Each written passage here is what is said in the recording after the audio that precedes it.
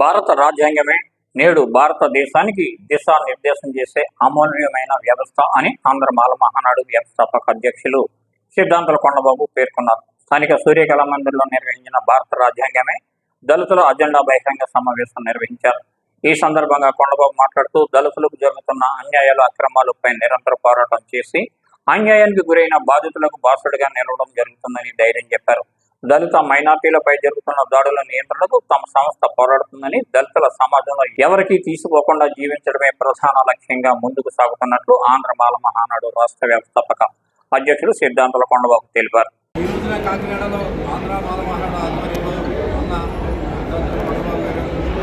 ప్రసాద్ గారి కార్యక్రమంలో జరుగుతున్నటువంటి భారత రాజ్యాంగమే ఇది నిజంగా అద్భుతమైనటువంటి విధానంతో కూడినటువంటి మహాసభ అని చెప్తాను నేను. ఎందుకంటే భారత రాజ్యాంగం లేకపోతే ఈ దేశం లేదు. భారత రాజ్యాంగం లేకపోతే ఈ యొక్క దేశంలో ప్రజాస్వామ్య విధానం లేదు.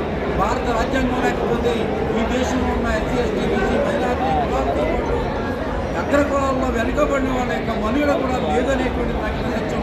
అటువంటి భారత రాజ్యాంగ సత్తాను తెలియజేసేటువంటి మహాసభ ఇది.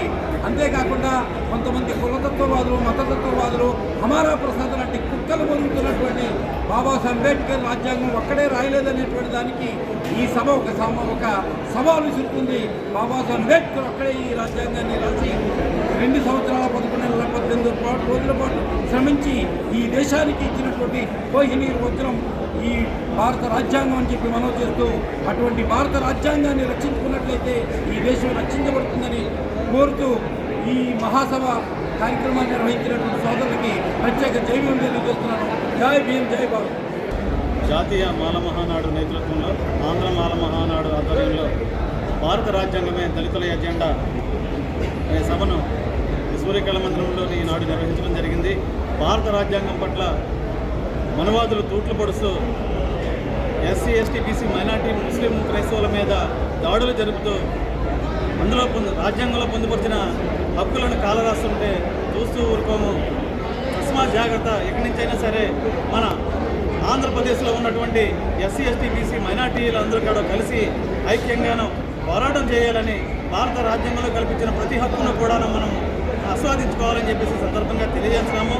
అదేవిధంగాను రిజర్వేషన్ల మీద పదవులు పొంది అదే దళితులకు జరిగిన అన్యాయాల పట్ల ఈ ప్రజాప్రతినిధులు కూడా ఎక్కువ పర్సెంట్ పట్టించుకోకుండా ఉంటే వాళ్ళపైన కూడా మేమందరం కూడా ఖండిస్తున్నాము.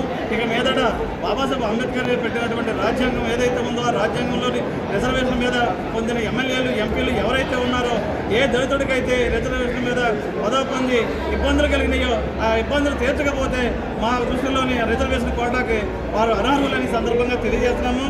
అదేవిధంగా మాకు ఆర్థిక రాజకీయ సమానత్వం, విద్య, వైద్య, ఆత్మగౌరవం, మత స్వేచ్ఛ కల్పించాలని భారత రాజ్యాంగంలోని పొందుపరిచిన ప్రతి హక్కును కూడా సాధించుకునే వరకును మేము పోరాటం చేస్తామని సందర్భంగా తెలియజేస్తున్నాను. జై భీమ్.